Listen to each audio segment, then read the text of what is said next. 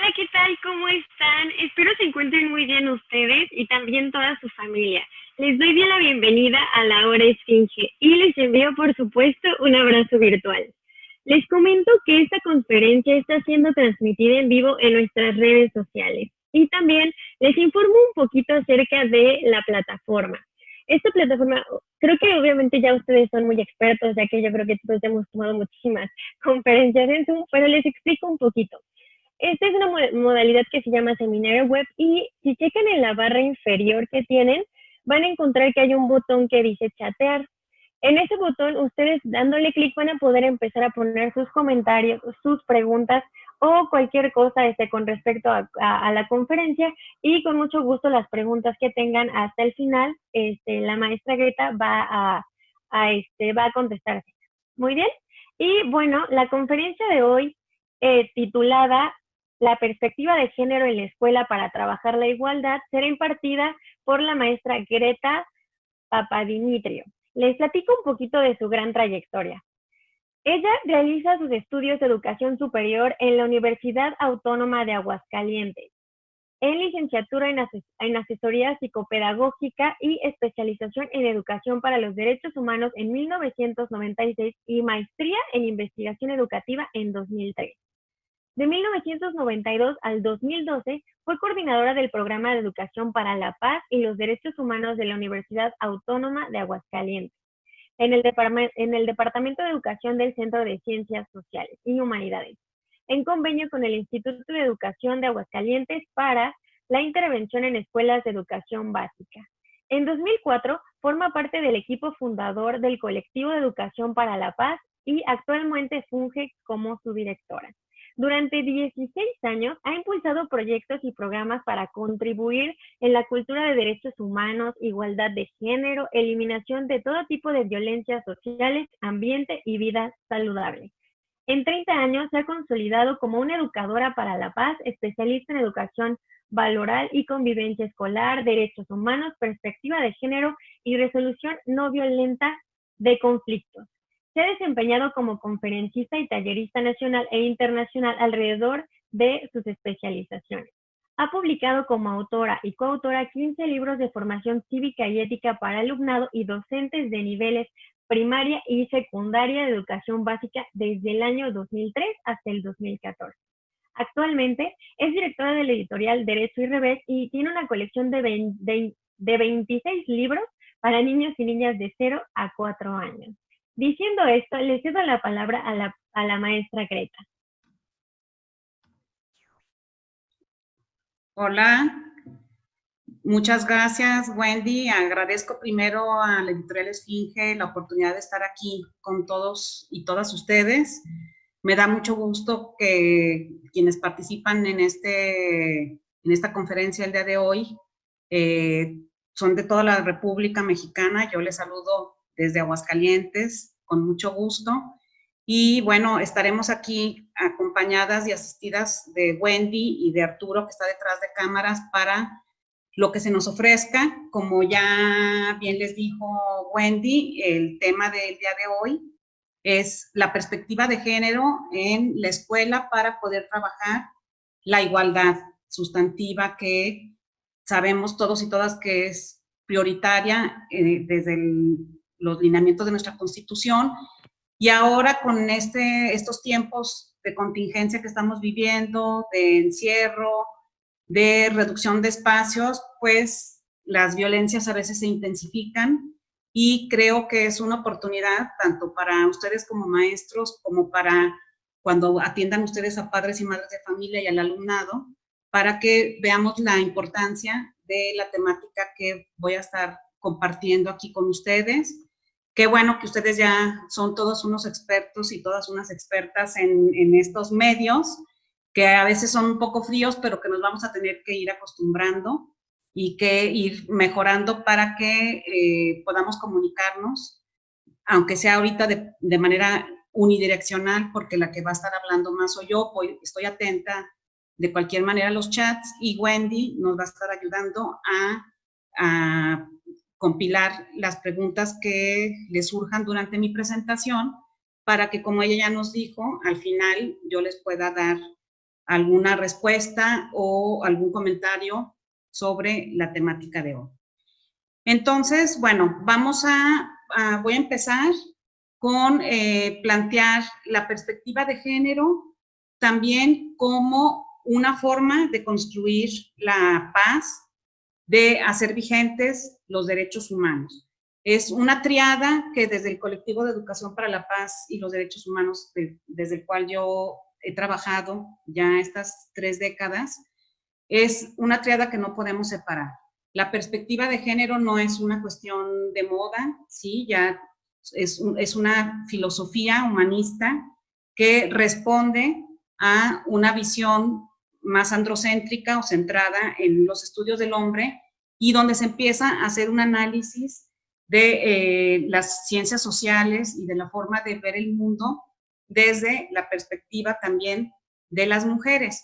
Y no se trata de dar la vuelta a la tortilla y ahora decir, después de tantos siglos donde el patriarcado ha imperado o donde cierta moralidad que era desigual o que marcaba grandes diferencias, ahora vamos a dar la vuelta a la tortilla, como se dice comúnmente. No, se trata de lograr relaciones equiparables, de que todas las personas se realicen y que trabajemos por el cambio porque las cosas como están no funcionan.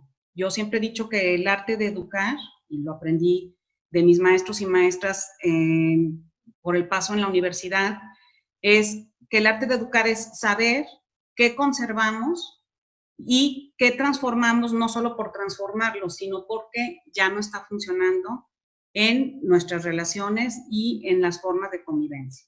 Entonces, esta triada de género, derechos humanos y paz va vinculada, y de hecho la asignatura de formación cívica y ética está muy bien planteada desde esa perspectiva por la Secretaría de Educación Pública, que es quien rige y quien nos da la pauta de cómo tenemos que educar en estos temas.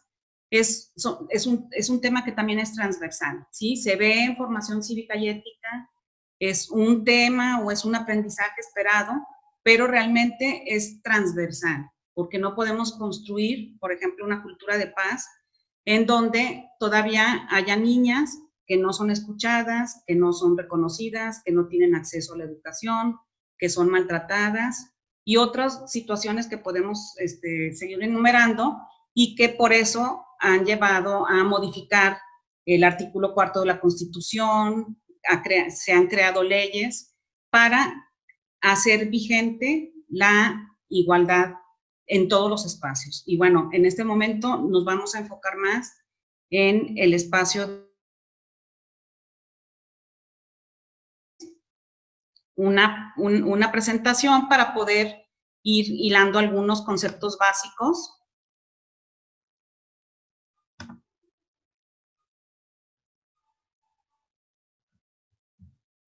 Déjenme, aquí están.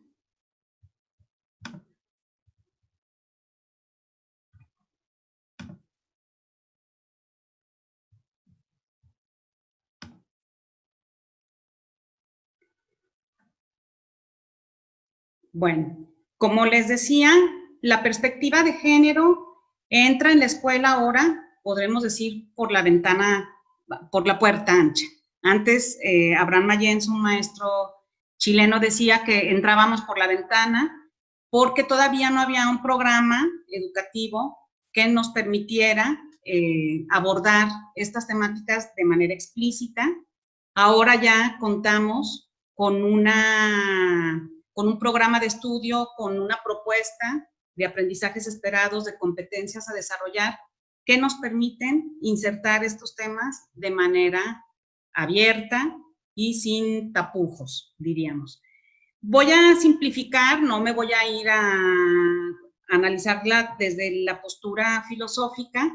Me voy a centrar en este momento por las cuestiones prácticas de su uso desde la docencia en la escuela, de la perspectiva de género como una herramienta de análisis para revelar y evidenciar las relaciones injustas entre hombres y mujeres.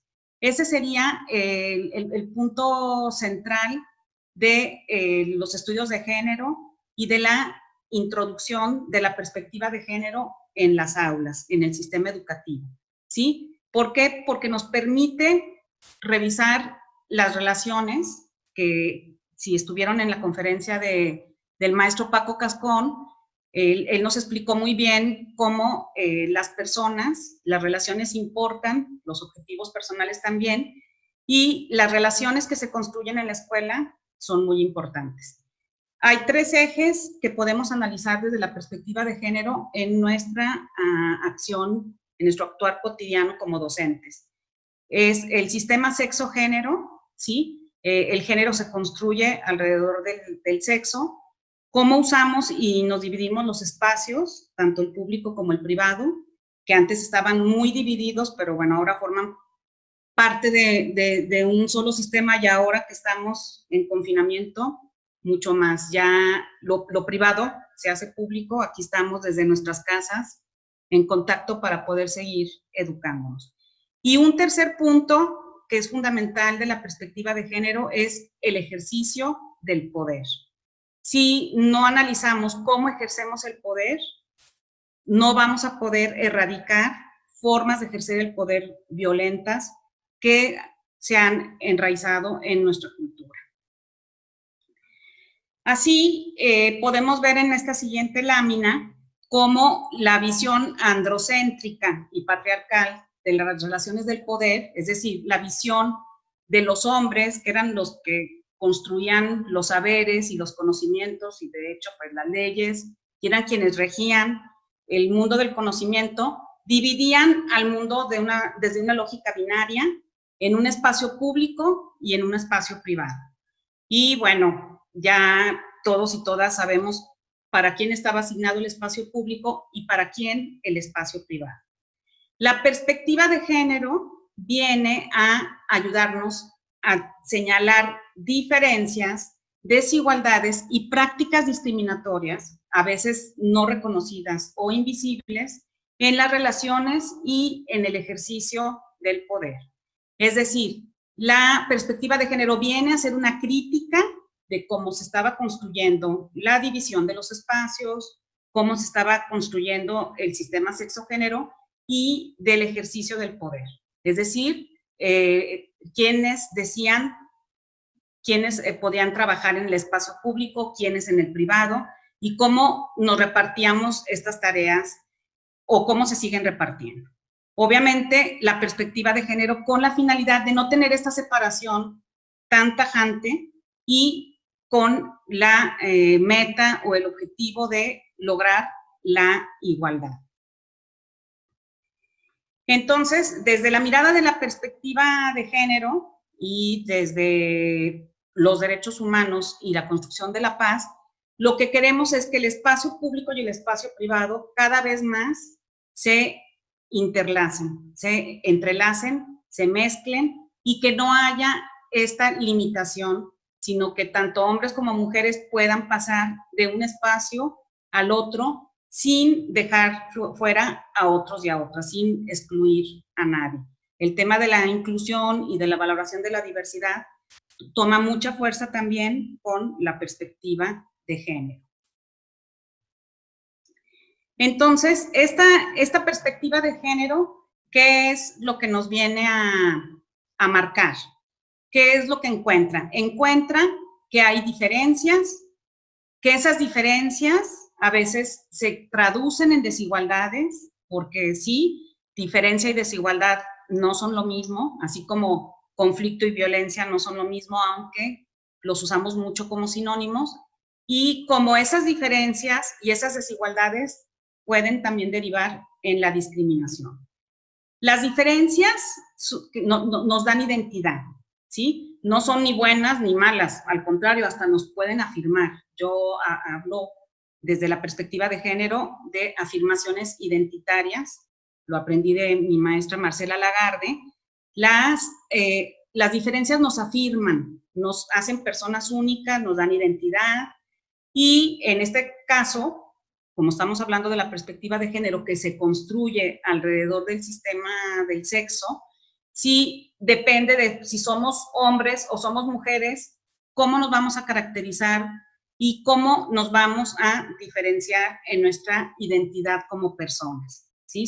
Pertenecemos a los seres humanos, hay dos grandes grupos, que son las mujeres y los hombres, independientemente de las orientaciones y las preferencias sexuales o las intervenciones que ahora ya se puedan hacer. Sin embargo, seguimos siendo hombres o mujeres, aunque nos transformemos.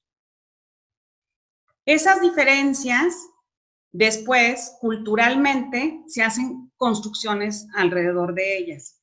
Y por el mundo patriarcal en el que se vivía, o por esta visión androcéntrica centrada en los hombres, se empezaron a hacer y a derivar roles sociales que tenían que ver con la sexualidad y seguramente también con la sexualidad y la actividad de reproducción que nos toca más a las mujeres por esos 9 meses de diferencia de concebir a un ser humano con la ayuda también de los hombres, pero que permanece en nuestro cuerpo 9 meses.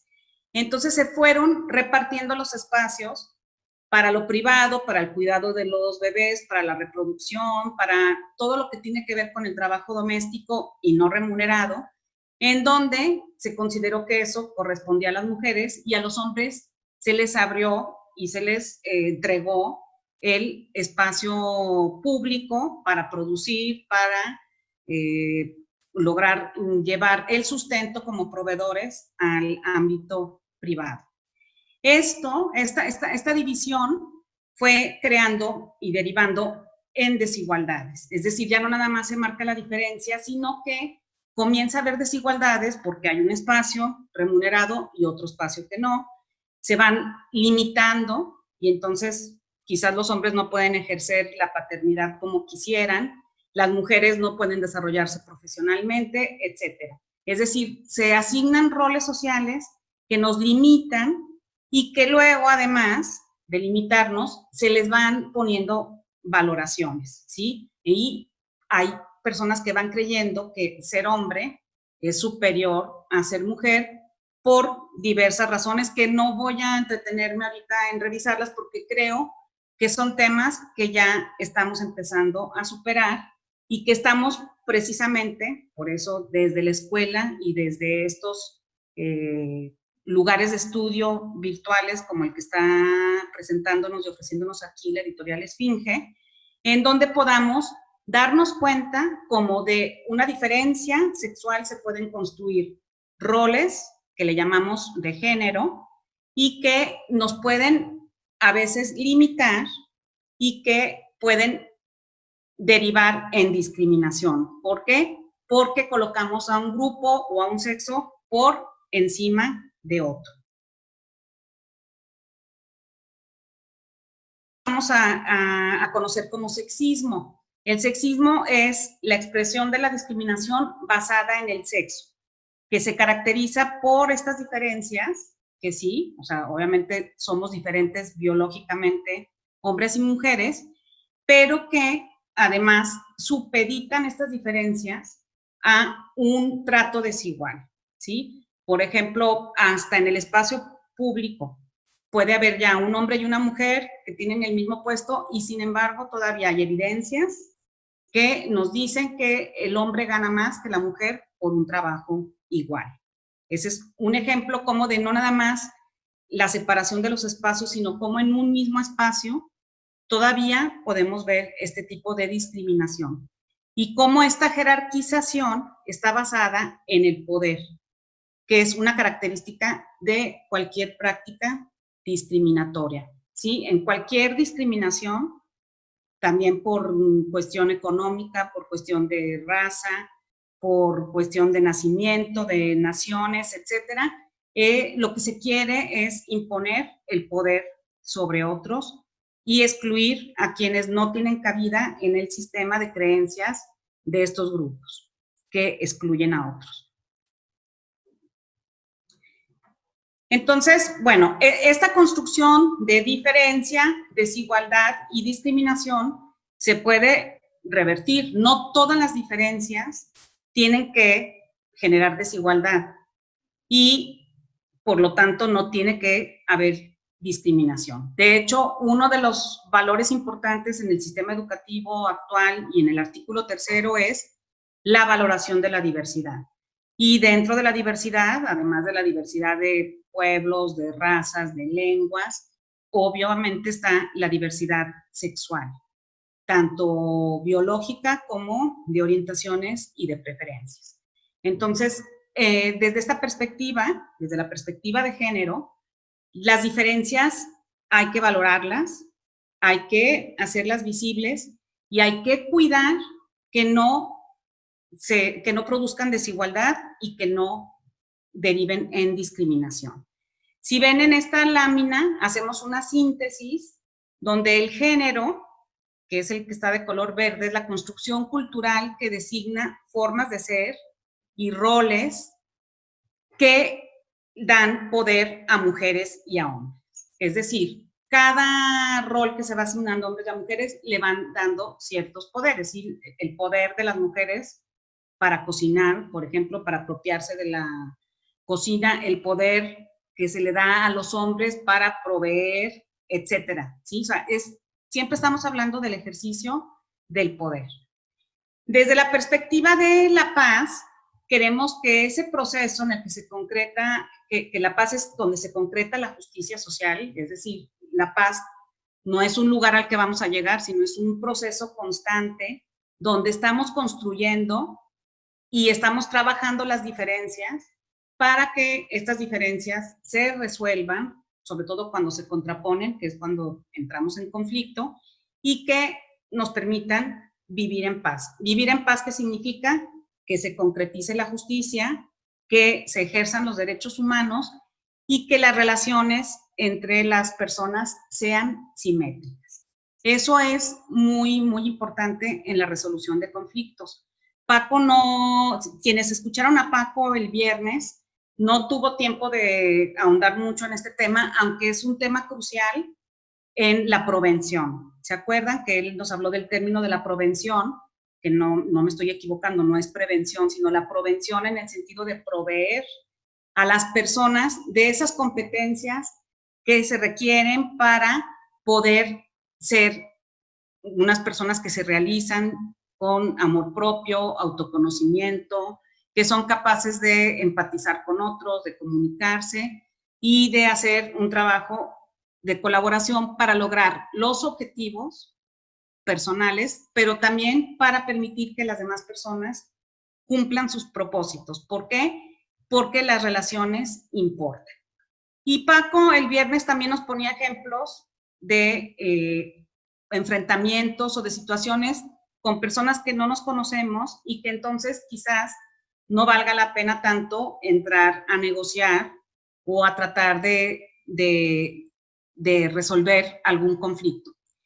La diferencia es que en la escuela las personas sí nos importan. De hecho, la escuela es un espacio privilegiado para construir relaciones que importen, ¿sí? También la familia, y sin embargo, lo sabemos, que mucha de la violencia que se genera en nuestras sociedades se genera desde las familias y de hecho repercute en el espacio escolar y lo padecemos después con problemas de acoso escolar y de otras situaciones que como docentes nos vamos dando cuenta. Entonces, el género y la paz se basan y se sustentan en ideales universales que son los derechos humanos. O sea, los derechos humanos no solo son leyes y normas, qué bueno que se traduzcan en leyes y normas porque quiere decir que ya están positivizados y que los tenemos que cumplir, pero además son ideales de convivencia. O sea, los derechos humanos son los que nos van indicando lo ideal para poder vivir de una manera equilibrada entre hombres y mujeres, niños y niñas, entre diferentes naciones, para que las personas se puedan realizar integralmente. O sea, finalmente, ¿qué es la educación? La educación es un proceso de socialización que nos va a dar competencias a las personas para realizarnos de manera individual y realizarnos de manera colectiva. Y desde esta perspectiva de género, acompañada de la construcción de una cultura de paz y del respeto y ejercicio real de los derechos humanos, lo que importa es cómo nos relacionamos con las y los demás, cómo trabajamos por objetivos comunes, por eso el trabajo colaborativo en las escuelas es fundamental, y cómo nos empoderamos. Fíjense muy bien, o sea, el empoderamiento, que desde nuestro modelo lo trabajamos como apoderamiento, es muy importante. ¿Por qué? Porque depende de cómo ejerzamos nuestro poder, el cómo nos vamos a relacionar con las demás, porque el poder es relacional. Es decir, yo puedo tener mucho poder, pero me voy a dar cuenta en cómo lo ejerzo hasta que lo mido frente a otra persona. Si soy una persona adulta que le grito todo el tiempo a los niños y a las niñas porque los siento inferiores, porque los veo más chiquitos, pues estoy abusando de mi ejercicio del poder, o lo estoy utilizando sin pensar en la situación de un niño y una niña, que además para las personas adultas es nuestra responsabilidad cuidarles y protegerles, ¿sí? O si yo soy una mujer que además en mi casa me ayuda una trabajadora doméstica y siento que soy más poderosa que la trabajadora doméstica y menosprecio su trabajo y no le doy seguro social y exploto y la pongo a trabajar más tiempo, bueno, ahí estoy dejando claro que estoy abusando de mi poder, y es una mujer con otra mujer, por la situación económica y porque no estoy cuidando esa relación de alguien que está dentro de mi casa, que se toma su tiempo para venir a ayudarme a limpiar y a ordenar la casa. De la misma manera es en la escuela. El problema es que ustedes como docentes, pues no nada más van a estar cuidando su relación con un alumno, sino su relación quizás con 40, con 20, con 30, y si ya estamos en secundaria, pues a veces hasta con 800 alumnos si son docentes de alguna asignatura, lo cual se va complicando. Pero eso no significa que no podamos tener un sistema relacional. No importa con cuántas personas nos relacionemos, sí tenemos un sistema de valores sustentado en los derechos humanos, sí creemos que las personas somos iguales y que todos y todas tenemos las mismas oportunidades. Entonces, ese reconocimiento que necesitamos todas las personas, ¿se acuerdan que también lo veía Paco? O sea, como el reconocimiento es una necesidad que en las escuelas tenemos que tener mucho cuidado, porque a veces sin darnos cuenta, hasta con indiferencia, podemos ser personas violentas. Es decir, no atender la necesidad de un niño o de una niña, de una joven, de un joven que están quizás en silencio, con mucho dolor y que no hemos atendido su situación. Entonces, para mí esto es básico.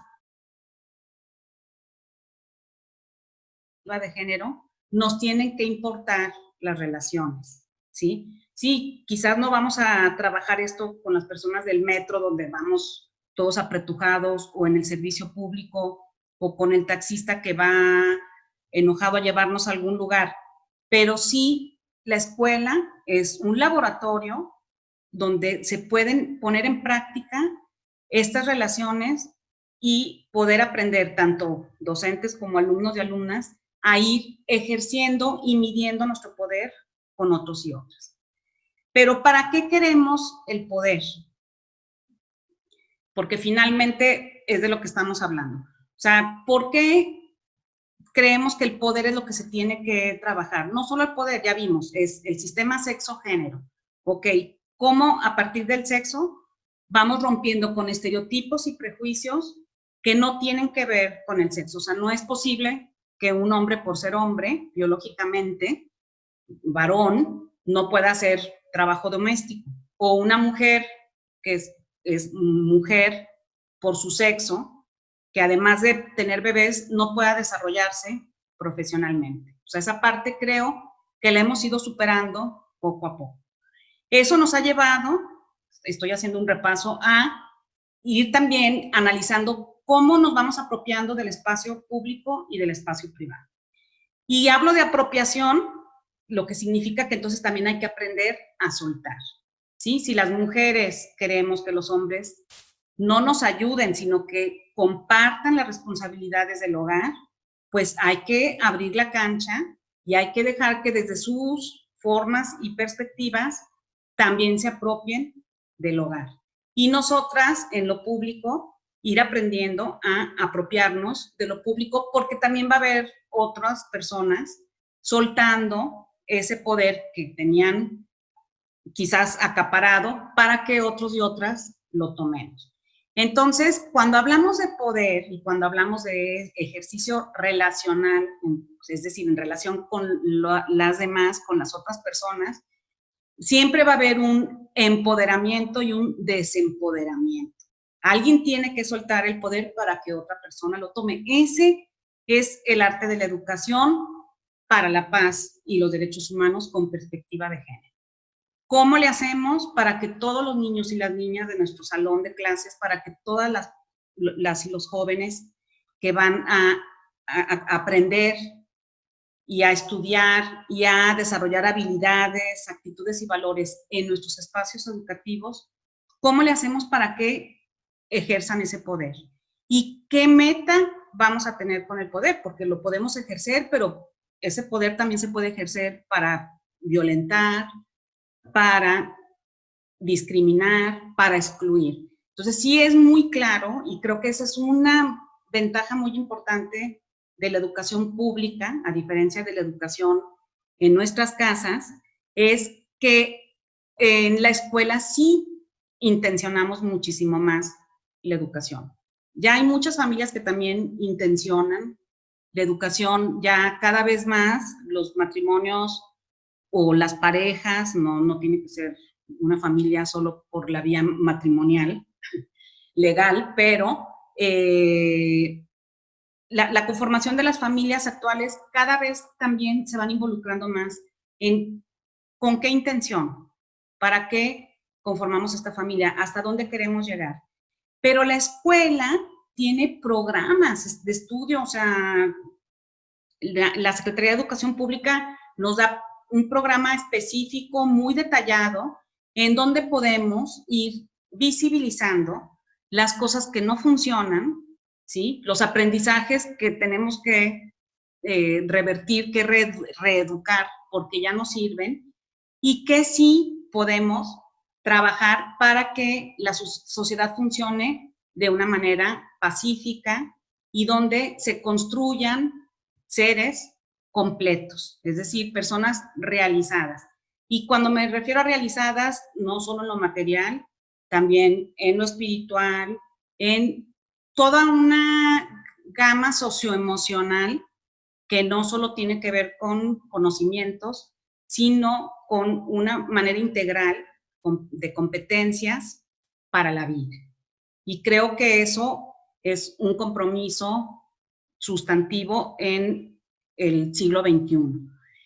Desde esa perspectiva, por eso, si se fijan en este esquema que tengo en la pantalla, estamos partiendo de la construcción del yo como sujeto de derechos, como persona, y la construcción de nosotras como colectivo, de nosotras personas, también puede ser nosotros.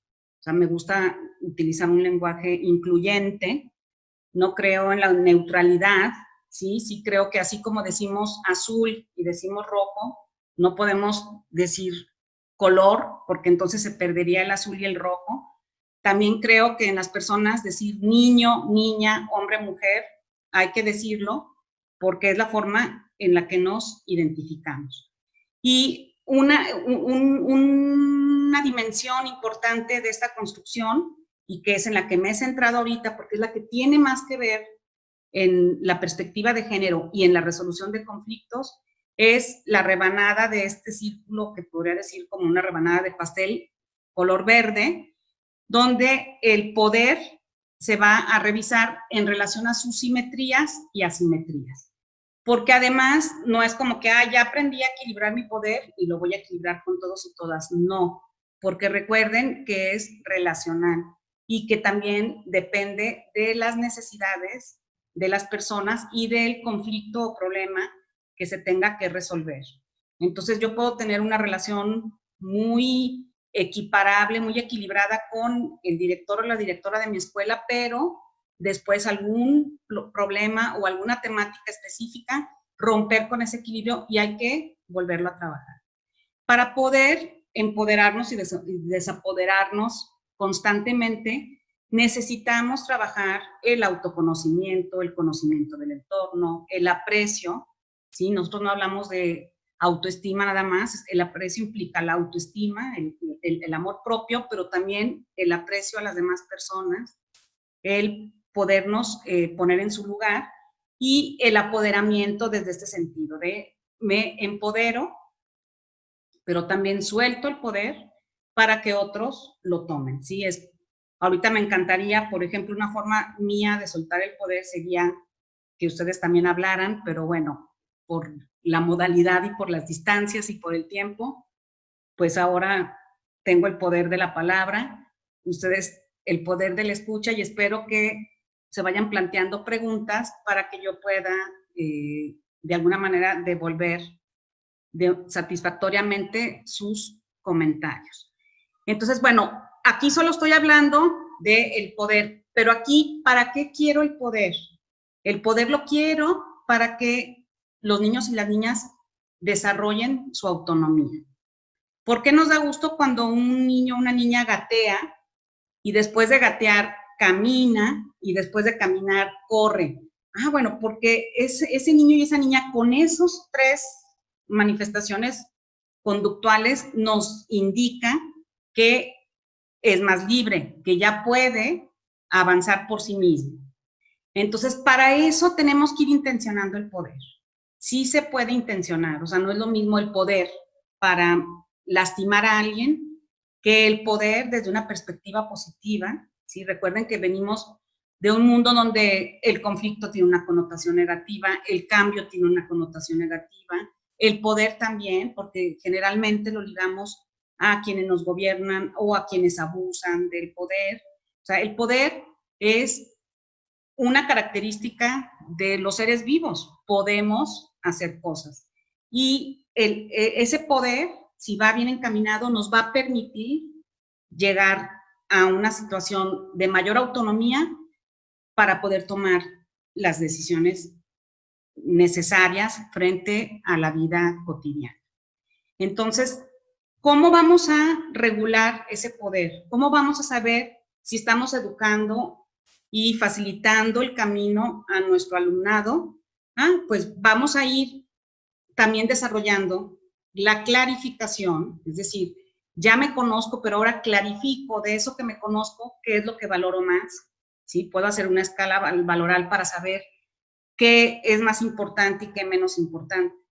Como el aprecio no lo uso solo para edular, para llamar la atención de otras personas y para quedar bien, sino para que, o sea, perdón, porque dije adular era para adular, ¿sí? Sino para manejar asertivamente una relación y poderle decir a las personas con las que convivimos, si nos importan, también las cosas que no nos parecen. También saber decir si algo no está funcionando en el salón de clases, si no estamos trabajando todos y todas en el equipo y solo hay unas personas trabajando. Entonces, el aprecio se tiene que manifestar en asertividad. Y el apoderamiento o el empoderamiento en autorregulación. Es decir, sí, tengo poder, pero me puedo autorregular. No porque me limiten por ser niño o ser niña, por ser grande o menor, sino porque yo tengo que dejar espacio a las y los demás para que también ejerzan sus derechos, para que también ejerzan sus deseos, sus sueños, sus metas, sus objetivos, ¿sí? Y toda esta construcción del yo, en esas 6 partecitas que les he mencionado, que son competencias, que obviamente hay que encontrar todos los indicadores acordes a la edad de sus alumnos para que el aprendizaje sea muchísimo más significativo, se va a desdoblar después en el diálogo y la construcción de consensos, que viene muchísimo en los programas educativos y qué es sustantivo. Pero yo no puedo llegar a dialogar con otro si yo no sé qué es lo que yo quiero, si no tengo yo claro qué es lo que puedo y hasta dónde puedo llegar. Por eso, pues cuando resolvemos conflictos no podemos empezar a resolverlos solo dialogando. Tenemos que ayudar a que las personas que van a enfrentar un problema, que tienen necesidades, primero se empoderen. ¿Para qué? Para que lleguen en las mismas circunstancias a dialogar con sus compañeros y compañeras. No vayan a querer poner a alguien que se siente menos, que está sometido por algún acosador escolar o por alguien que lo está molestando. O sea, este modelo es preventivo y preventivo de la violencia. Si la violencia ya ocurrió, tenemos que trabajar de otra manera y por eso también hay protocolos de actuación para situaciones así. Esta situación es pensando en crear espacios educativos donde esto no sea una emergencia, sino sea un estilo de vida en el aula. Y eso implica que si yo soy abierta a este diálogo, a esta construcción de consensos, es decir, me pongo en el lugar del otro, respeto la diversidad, me comunico, es decir, hablo, pero también escucho a las y los demás, me va a permitir ir pasando de la tolerancia a la convivencia solidaria. Porque no se trata solo de tolerarnos. Muchas sociedades vivimos así, nos toleramos, pero cada quien en su banqueta, o hasta uno se pueden o se tienen que bajar de la banqueta. O sea, sí, tenemos que aprender a intercambiar con el otro, a hacer que esa diversidad realmente impacte en nuestra vida. Y eso es lo que tenemos que hacer también con la perspectiva de género. O sea, el hombre y los hombres y las mujeres no somos el sexo opuesto. De hecho, yo me niego a que en los libros de texto pongan sexo opuesto. No es el sexo opuesto, es un sexo diferente. Pero no somos opuestos, no estamos en contradicción. Tampoco nos complementamos. Cada persona está ya completa. Nos acompañamos y necesitamos los unos de las otras para poder convivir, para cooperar, para sumar y para entonces, fíjense, la última de la construcción de nosotras, para poder transformar nuestra realidad. Este es un modelo que tiene que ver con esta escalera que Paco presentó para la construcción del grupo, pero que este es como para la construcción de cualquier mapa de vida. Si todas las personas por lo menos tuviéramos claro este mapa de cómo me construyo yo para poder construirme con las demás personas, es muy útil. Y bueno, a ustedes como docentes que se dedican a facilitar los aprendizajes de su alumnado y a iluminarlos desde la perspectiva de sí, decirles un poco por dónde tenemos que ir, que creo que eso se ha perdido mucho en nuestras sociedades. Tenemos miedo de decir qué está bien y qué está mal, y creo que sí nos tenemos que atrever a hacerlo cada vez más si nos basamos en nuestras leyes, en los principios universales y en los derechos humanos. Perdón.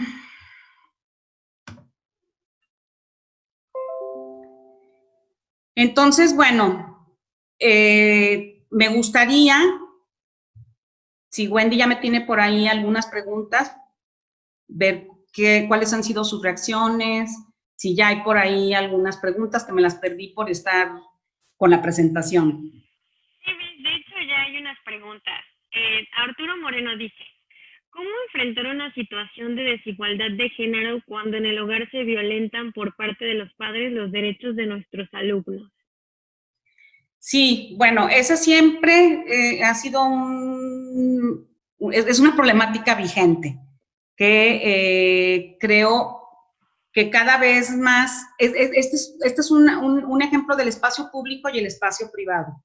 Hay cosas que suceden en casa y que decimos, no, pues es que eso, ahora es que la ropa sucia, decimos, se lava en casa, pero no, porque esa ropa sucia llega a los espacios públicos y las escuelas, aunque sean particulares, o sea, el espacio escolar es un espacio público donde claro que llega la problemática familiar.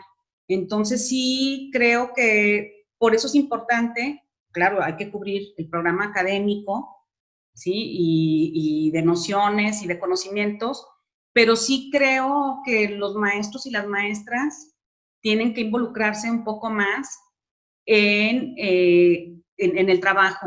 Quizás, si ya es una violencia que se tiene reconocida, pues buscar la forma de hacer una denuncia o de proteger al menor o sea, sea niño o niña.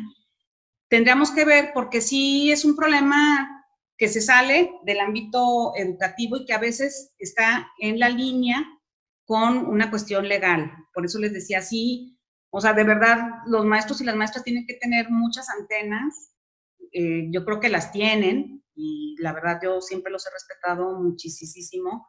He aprendido mucho en mi vida trabajando con maestros y maestras, pero creo que es evidente, pues. Entonces, imagínense, ¿qué pasa con esos niños y niñas que viven violencia en sus casas y que llegan a la escuela también a vivir violencia?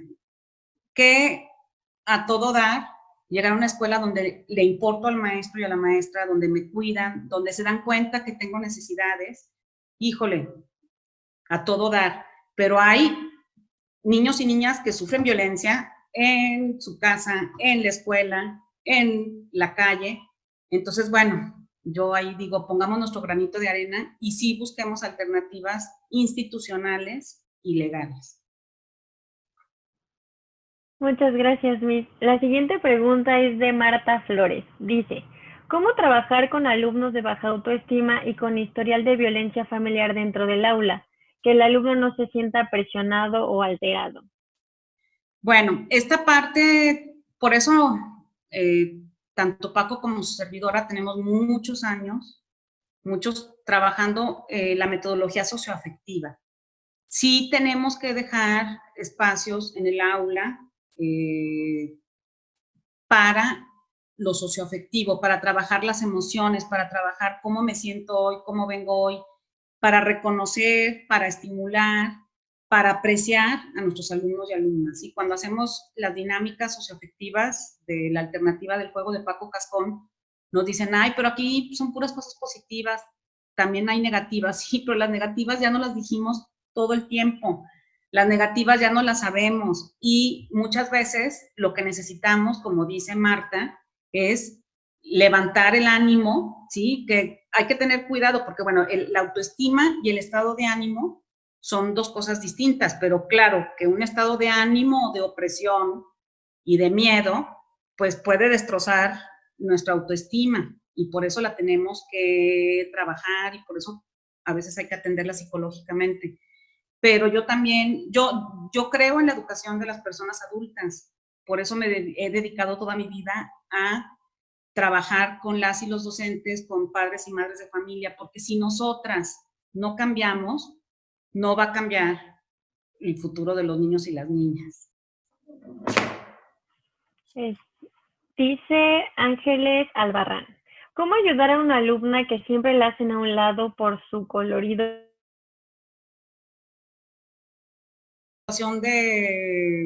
De racismo y de discriminación muy común en nuestro país que luego no nos damos cuenta. Yo vivo en Aguascalientes, en un estado donde todos decían que no discriminábamos, pero cuando llegó en el 85 el INEGI a instalarse aquí, bueno, hubo toda una campaña que decía haga patria y mate a un chilango. O sea, aquí en Aguascalientes, que es un estado chiquitito, yo hice estudios de sexismo y de ver cómo era la convivencia en las escuelas, y de un municipio a otro del propio estado discriminamos. Hacemos a un lado al que viene de un municipio que no es la capital. Entonces, este tema es muy fuerte, lo traemos muy arraigado, el discriminar y además decir que no discriminamos. Entonces, híjole, pues tratándola con mucho cariño, platicando con el grupo y diciendo que las personas no valemos y no somos por nuestro color de piel, ni por lo que tenemos, ni por la edad, ni por el sexo, sino por que todas somos personas y todas tenemos que ser valoradas y respetadas. Pau Morales dice, ¿alguna campaña o estrategia efectiva para fomentar la igualdad entre los alumnos o ejercicios de empoderamiento? Híjole, sí, sí hay. Yo creo que si revisan, bueno, yo fui evaluadora de libros de formación cívica y ética para la Secretaría de Educación Pública y digo, no solo de Esfinge, también de otras editoriales como donde está el maestro Paco Cascón, pero de otras casas editoriales, la verdad, revisen bien los libros de formación cívica y ética, vienen muchos ejercicios al respecto. Es, o sea, a veces no nos damos cuenta, pero en los mismos materiales que ya existen, hay mucho que podemos hacer. Igual yo puedo hablar con la editorial y dejar después algunos materiales, tanto de Paco como de mi asociación, que les puedan apoyar, pero hay, ustedes pueden generar un centro de negociación en su escuela, un espacio libre de discriminación o llamarle un espacio de ambiente incluyente, así como el rincón del aula para leer, pues un rincón para incluir. Y hay muchas, muchas dinámicas, hasta numerarnos del 1 al 5 para que no trabajemos siempre con la misma persona y dejemos excluida a la que no nos gusta, a la que nos parece que huele mal o a la que creemos que su color de piel no es el adecuado. O sea, es que no sé ni cómo decirlo porque eso me da un poco de roña, pero eso sucede y qué bueno que ustedes lo digan. Sí, bueno. Dice la pregunta de Alicia Montejo, es un poco parecida a las anteriores, pero dice, ¿cómo trabajar con personas que no aceptan la diversidad de género? Bueno, como les decía, el tema de la diversidad de género, cuando inicié, o no sé si a medias, les decía, hay muchas resistencias. Hay muchas resistencias a la perspectiva de género. Primero, muchas veces los primeros en resistirse son los hombres porque se sienten atacados, porque cuando hablamos de hombres violentos piensan que estamos hablando de todos los hombres y no, o sea, desde la perspectiva de género no podemos hacer generalizaciones. Hay hombres buenos y malos hombres, así como hay buenas mujeres y malas mujeres. Lo simplifico así porque así es, o sea, las personas, la verdad, generalmente somos buenas y malas porque no somos, hacemos cosas buenas o cosas malas. O sea, las personas somos personas y a veces acertamos, a veces nos equivocamos. Entonces, hay que saber cómo llegar. A veces hay muchas resistencias también ideológicas. Hay muchos grupos religiosos que piensan que la diversidad de género tiene que ver con temas solo como el aborto o con otros temas que son mucho más difíciles de llegar a un consenso. Entonces, hay que buscar temas que sí nos unan. ¿Qué nos une? Yo creo que todos los papás y las mamás quieren que sus hijos y sus hijas, del sexo que sean, sean reconocidas, sean valoradas. Entonces hay que llegar un poco por ahí. Muy bien. Dice Luis Rosas, ¿qué hacer cuando un docente presenta una queja a la autoridad? Si de inmediato la madre o el padre llegan insultando al maestro o hasta amenazándolo. Es algo que el docente no puede hacer nada, inclusive la SEP está en contra del docente si no actúa.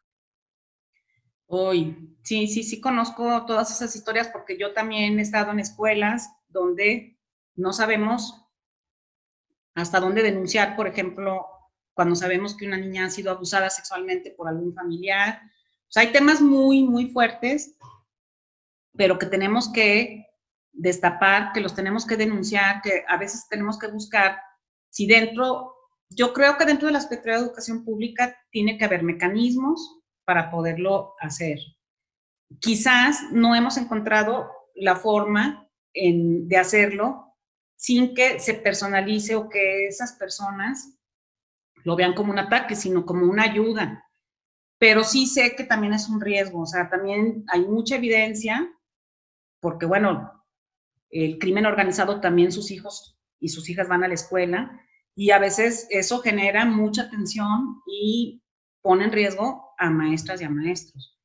Entonces, pues yo creo que hay que pedirle a la Secretaría de Educación Pública también programas, protocolos de actuación frente a estas problemáticas porque existen.